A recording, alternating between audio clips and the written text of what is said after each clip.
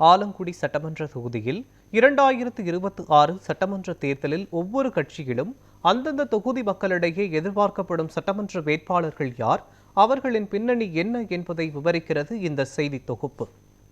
திமுக சார்பில் பிற்படுத்தப்பட்ட நலத்துறை அமைச்சர் சிவவி மெய்யநாதன் போட்டியிடுவார் என கூறப்படுகிறது. ஆலங்குடி தொகுதியில் தொடர்ந்து 2வது முறையாக சட்டமன்ற உறுப்பினராக தேர்ந்தெடுக்கப்பட்ட இவர் சுற்றுச்சூழல் மற்றும் காலநிலை மாற்றத்துறை அமைச்சராகவும் விளையாட்டுத்துறை அமைச்சராகவும் இருந்துள்ளார். ஞான இளங்கோவன் திமுக புதுக்கோட்டை தெற்கு மாவட்ட துணை செயலாளர் பதவி வகித்து வரும் இவர் கடந்த முறை போட்டியிட விருப்ப மனு அளித்தும் வாய்ப்பு வழங்கப்படாததால் இந்த முறையும் வாய்ப்பு கேட்டுள்ளதாக பேசப்படுகிறது. அதிமுகவை பொறுத்தவரை மாநில எம்ஜிஆர் மன்ற துணை செயலாளராக இருந்து வரும் தர்மதங்கவேல் களம் காண்பார் என கூறப்படுகிறது. இவர் கடந்த முறை தேர்தலில் போட்டியிட்டு தோல்வியை தழுவினார்.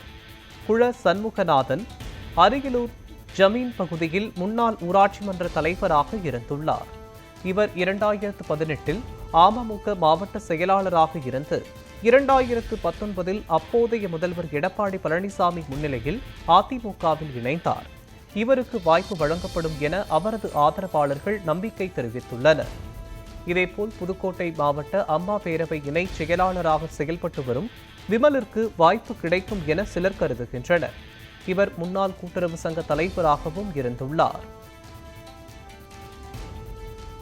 காங்கிரஸ் சார்பில் புதுக்கோட்டை தெற்கு மாவட்ட காங்கிரஸ் தலைவராக செயல்பட்டு வரும் மணிகண்டன், புதுக்கோட்டை தெற்கு மாவட்ட ஓபிசி பிரிவு தலைவர் ஆனந்தன் ஆகியோர்களில் ஒருவருக்கு சட்டமன்ற தேர்தலில் போட்டியிட வாய்ப்பு என பொதுமக்கள் சார்பில் கூறப்படுகிறது. பாஜகவை பொறுத்தவரை பாஜக புதுக்கோட்டை கிழக்கு மாவட்ட தலைவராக செயல்பட்டு வரும் ஜெகதீசன், பாஜக மாவட்ட பொதுச் செயலாளர் பிரபாகரன் ஆகியோரில் ஒருவருக்கு களம் காண வாய்ப்பு கிடைக்கும் என அரசியல் வட்டாரத்தில் பேசப்படுகிறது.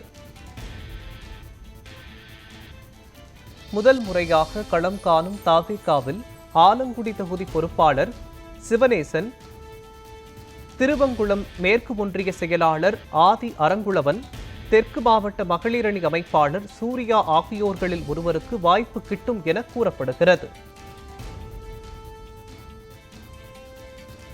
நாம் தமிழர் கட்சி சார்பில் ஏற்கனவே ராஜாராம் வேட்பாளராக அறிவிக்கப்பட்டுள்ளதால் அவர்தான் களம் காண்பார் என்பது உறுதியாகிவிட்டது.